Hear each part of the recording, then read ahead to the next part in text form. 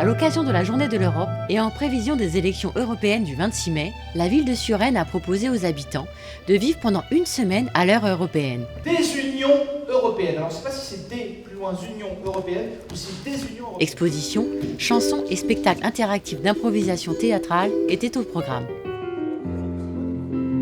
Une table ronde permettait de comprendre le fonctionnement de l'Europe. La politique de cohésion territoriale, c'est 60% avec la politique agricole commune du budget de l'Union européenne. C'est tout simplement cette Europe qui a permis aux États qui l'ont intégrée au fur et à mesure de se développer et de créer cet espace de prospérité. Spécialistes et citoyens, tout le monde avait le droit à la parole lors de cette soirée débat.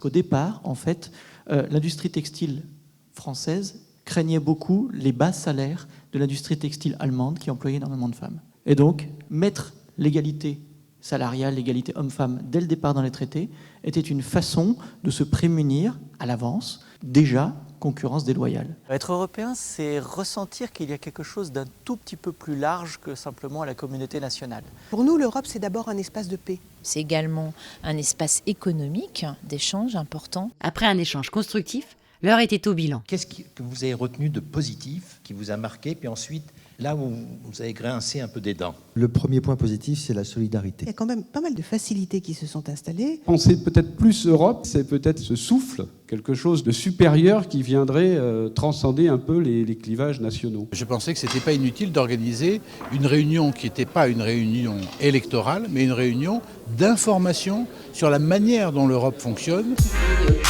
Donc ça, c'est un exemple très concret. Au Parlement européen, où les oppositions et les majorités varient. Vous avez parlé de marché public, j'étais le rapporteur du Parlement sur la directive de concession.